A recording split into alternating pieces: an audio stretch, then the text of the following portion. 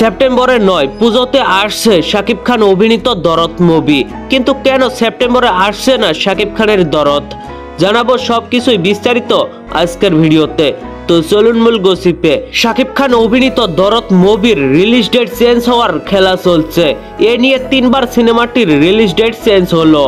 কথা ছিল সেপ্টেম্বরের শেষের দিকে দরদ রিলিজের পরিকল্পনা রয়েছে, তবে এখন সেই আশাটা না করাই বেটার। এসকে মুভিজের কর্ণধার হিমাংশু ধানুকা বলেন, আমাদের প্রথম ছবি মুক্তি ছিল শাকিব খানের দরদ, সেপ্টেম্বরে মুক্তি পাওয়ার কথা ছিল। আপাতত ছবিটি মুক্তি পাচ্ছে না, পুজো অথবা পুজোর পরে ছবিটি মুক্তি পেতে পারে। হিমাংশু ধানুকা আরো জানান, পুরোটাই আলোচনা সাপেক্ষ। দরদ মুভির প্রযোজক হিমাংশু ধানুকার মন্তব্য থেকে বোঝা যাচ্ছে দরদ পুজোতে মুক্তির প্ল্যান চলছে, তবে পুজোতে না আসতেও পারে। দেখা যাক শেষ পর্যন্ত কি হয়।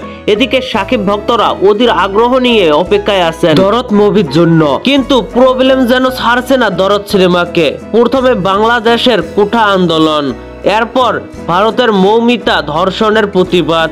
জানি না সামনে আরো কত প্রবলেম ফেস করতে হবে দরদ সিনেমাকে। তো ভিউয়ার্স, শাকিব খান সোনাল চৌহানের দরদ নিয়ে আপনি কতটা এক্সাইটেড অবশ্যই নিচে থাকা কমেন্ট বক্সে জানাতে ভুলবেন না।